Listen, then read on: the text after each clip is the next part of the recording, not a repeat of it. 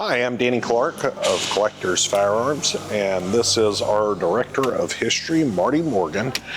And Marty, tell us what we got here today, because I know everybody was really excited when it came out.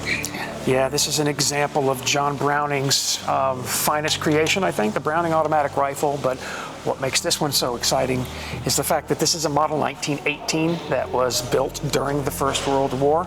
When we think of the American Expeditionary Force fighting on the Western Front in World War I, we tend to like to imagine doughboys armed with 1903 rifles and Browning automatic rifles.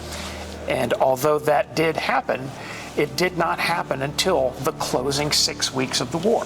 So the Browning automatic rifle, it is a part of World War I combat, but only during the tail end. Yeah, the very tail end, the Meuse-Argonne offensive in late 1918, right before the armistice. What makes the story even more interesting is that the design undergoes an evolution during the interwar period. So this is the version that is introduced toward the end of the First World War. During the period between the world wars, the BAR undergoes a little bit of a change. The buttstock length changes, they change the handguards, and eventually during World War II, when it sees service as the M1918A2, it's quite a bit different with a longer composite buttstock with a totally modified and changed handguard. That's also when this bipod is introduced. So the fact that the bipod is on a World War I dated 1918 is a little historically incorrect, but somebody did that simply because it's much more comfortable for a new shooter to enjoy shooting the gun when it's on that bipod. Of course. Yeah, so this bipod wasn't around during World War I, it's a part of World War II. But this is also a fascinating reminder of the way that World War I firepower overlaps with and has a meeting with World War II, because the U.S. Marine Corps is issued this weapon in large numbers during the interwar years. Marines take model 1918 Browning automatic rifles like this one, and with a few modifications, they serve infamously during the Guadalcanal campaign in 1942 and early 1943. And when you see BARs arming Marines on Guadalcanal, the changes that they've made is, first of all, this original 1918 handguard, they cut it down to about there, which is something that stands out really strong in the photographs. By that point, they have also introduced a new trigger group that provides a magazine well bracing that's absent from this version, because this version, when you remove the magazine, you can clearly see that there's nothing there to brace it. The magazine slides in with nothing guiding it into the mag well.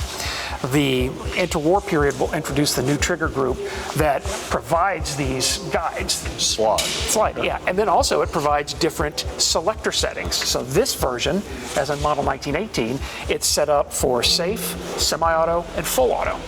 The M1918A2 during the Second World War is set up for safe, slow full auto, and fast full auto. So this one is still, and it's with maintaining its World War I trigger components, which is interesting. What was so unpopular about the forearm? I think that everyone disliked the fact that it went up so high and it impeded the way that they would grip and move with it. It also tended to interfere with cooling. The big headache of this weapon is that once it gets hot, it's so slow to cool down. Marines were feeling that this wood was actually functioning insulating it and preventing heat from dissipating. And so they cut the handguards back just to give them a little bit better graspability and also get more air in contact with the barrel. Makes sense. Something really cool emerged just this morning when I was getting this out to bring it out for this video, and that is we had a World War II production phosphate magazine with it, which to me just seemed wrong because it needs a World War I magazine, a blue magazine.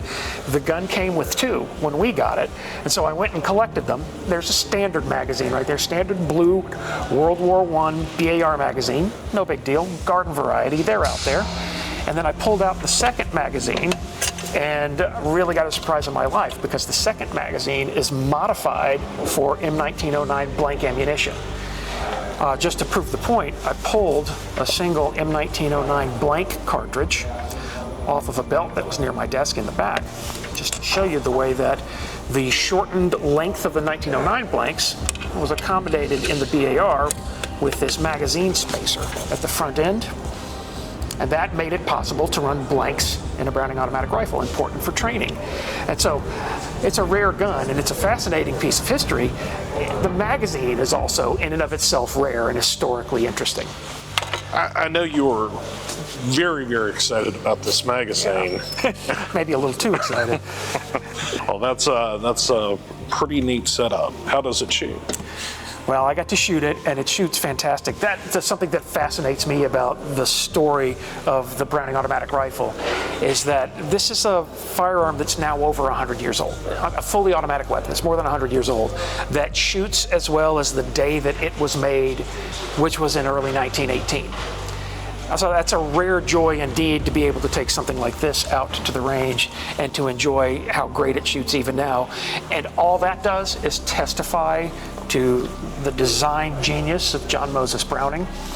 So this gun is here to remind us of the way that the Browning automatic rifle experienced the First and Second World Wars. I mean, it served all the way through to the era of Vietnam.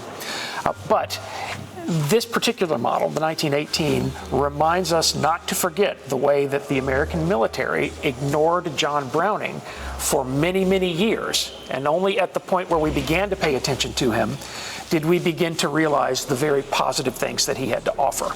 Like this, like the 1911 pistol, like the .30 caliber machine guns that will fight in World War I, World War II, Korea, and stretching into Vietnam.